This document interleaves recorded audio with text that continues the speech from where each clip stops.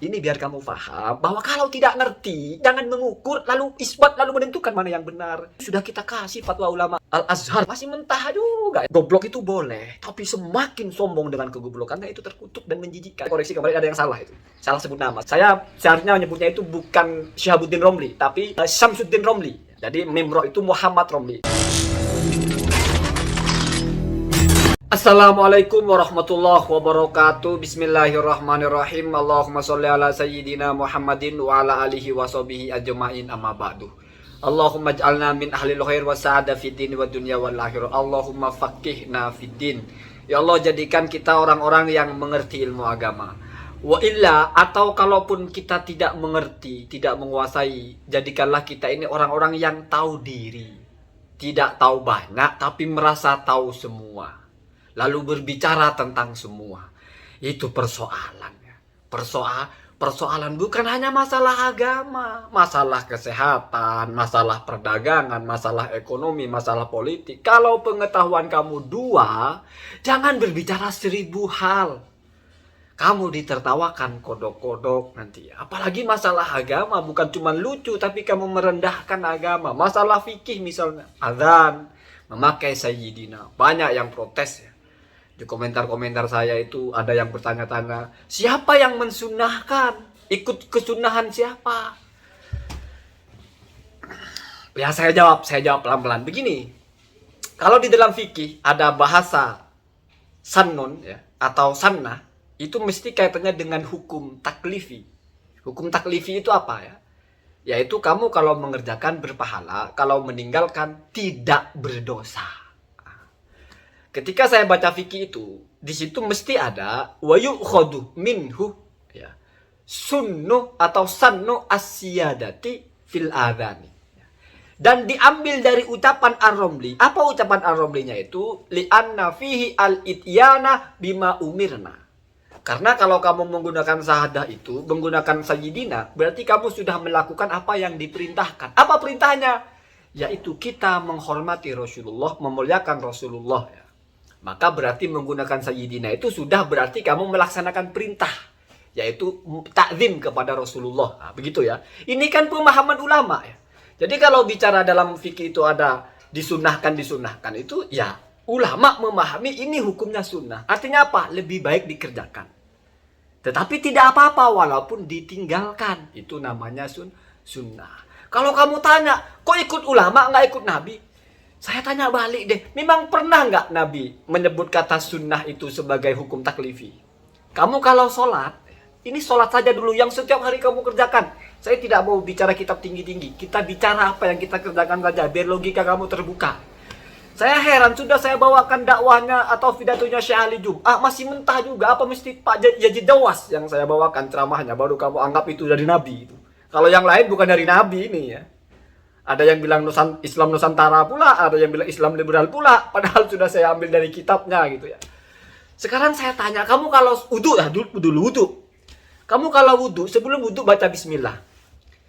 Itu hukumnya sunnah. Saya tanya, siapa yang mengatakan sunnah? Apa ada hadis Nabi mengatakan hada sunnah? Tidak akan pernah ada blok. Tidak akan pernah ada Nabi mengatakan ini sunnah dalam artian hukum. Nabi menggunakan kata sunnah itu mansannah, mentradisikan, bukan masalah hukum. Jadi kalau sudah bicara hukum taklifi, sunnah di situ itu mesti ulama yang menetapkan ini sunnah hukumnya. Tidak akan pernah ada Nabi mengatakan ini hukumnya sunnah. Itu faktual. Kamu sholat, setelah sholat kamu baca surah.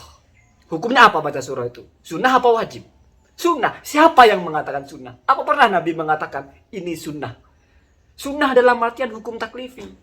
Kalau tradisi Nabi setelah baca Fatihah mesti baca surat. Tapi kenapa kita bilang baca surat hukumnya sunnah, tidak wajib? Itu ulama memahaminya.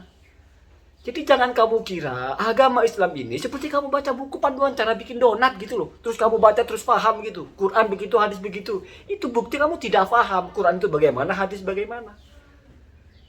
Siapa yang mengatakan salam kedua itu wajib? Tidak mungkin Nabi yang mengatakan salam kedua dalam sholat wajib. Tidak mungkin Nabi mengatakan begitu.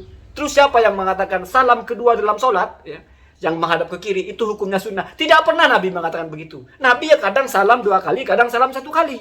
Maka ulama ada yang mengatakan wajib, ada yang mengatakan sunnah. Jadi hukum wajib dan sunnah itu ulama yang bilang, bukan Nabi.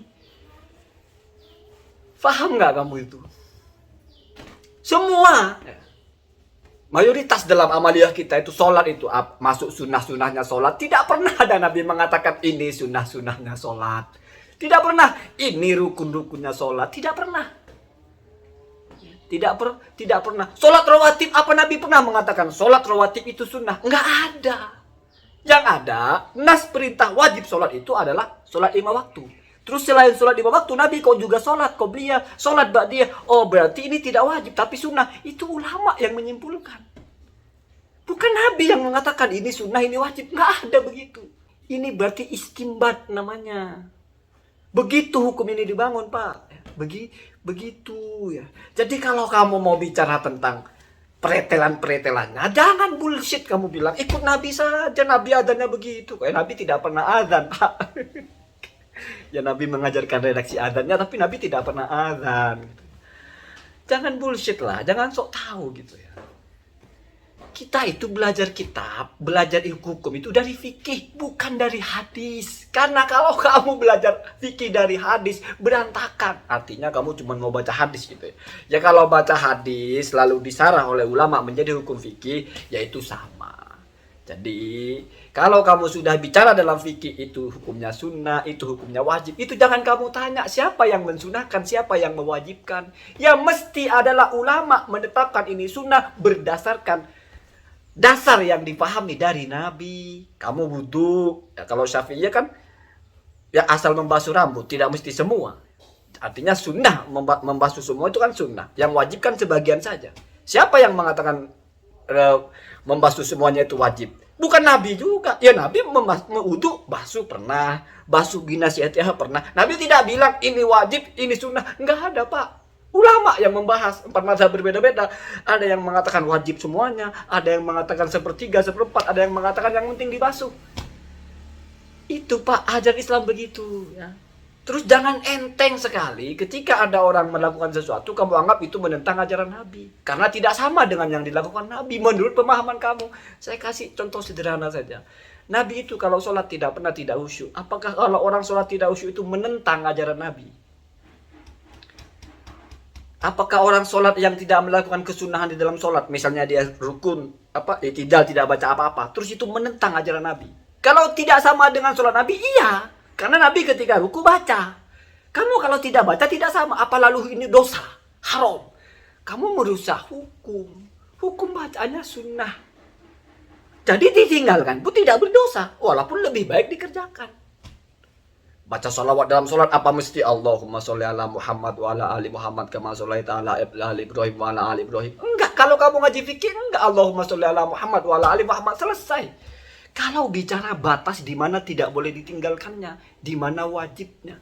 Karena keadaan kita berbeda-beda, maka ulama membahas mana yang benar-benar namanya rukun, mana yang statusnya sunnah. Memang lebih baik dikerjakan, tetapi tidak mesti kalau tidak dikerjakan lalu berdosa. Makanya ada hukum sunnah namanya. Ada hukum mubah, ada makruh, ada haram. Yang kalau dikerjakan berdosa cuma satu, yaitu haram. Orang meninggalkan sesuatu yang hukumnya sunnah tidak berdosa. Orang mengerjakan hal yang makruh tidak berdosa. Karena yang berdosa cuma haram. Kalau kamu mengatakan ini kan makruh, ya tapi itu kan dosa kalau dikerjakan. Goblok, merusak hukum. Saya kira narasi begini lebih cocok untuk kalian itu yang memang sudah tidak ngerti ya. Ngotot. Susah ya. Terus saya koreksi kemarin ada yang salah itu. Salah sebut nama. Seharusnya saya bukan Mimro itu ada yang koreksi bagus dia pakai bahasa Arab ya. Mungkin dia tidak tahu saya dikoreksi. Ya, saya terbuka sekali. Saya seharusnya menyebutnya itu bukan Syihabuddin Romli tapi Syamsuddin Romli. Jadi Mimro itu Muhammad Romli. Karena dalam fikih itu kalau Muhammad dipanggilnya itu Syamsuddin. Kalau Ahmad dipanggilnya Syihabuddin ya. Jadi Muhammad Romli, Emro itu gelarnya adalah Syamsuddin ya. Syamsuddin Muhammad Ar-Romli. Ar-Romli itu nama leluhurnya ya. Jadi namanya Muhammad ya. Kemudian Ar-Romli dari mana? Diambil dari kakeknya keberapa yang bernama Syihabuddin Romli. Ya. Jadi Syihabuddin Romli itu leluhurnya, lalu punya keturunan namanya Muhammad. Diambil nama Romlinya menjadi Muhammad Romli, karena namanya Muhammad makanya disebutnya Syamsuddin Ar-Romli. Begitu kira-kira ya. Jadi ya entah saya salah informasi atau apa ya, salah menyebut nama orang ya. Jadi saya sebut malah Syihabuddin Ar-Romlinya, padahal maksudnya adalah Muhammad Ar-Romlinya ya, keturunannya, atau digelari dengan Asy-Syafi'i As-Shaghir ya. Ini adalah ulama topnya, rating tertingginya kalangan mutaakhirin Syafi'iyah, selevel dengan Ibnu Hajar Al-Haythami, sama-sama muridnya Zakaria Yahya Al-Ansori. Zakaria Yahya Al-Ansori itu muridnya Ibnu Hajar Al-Asqalani.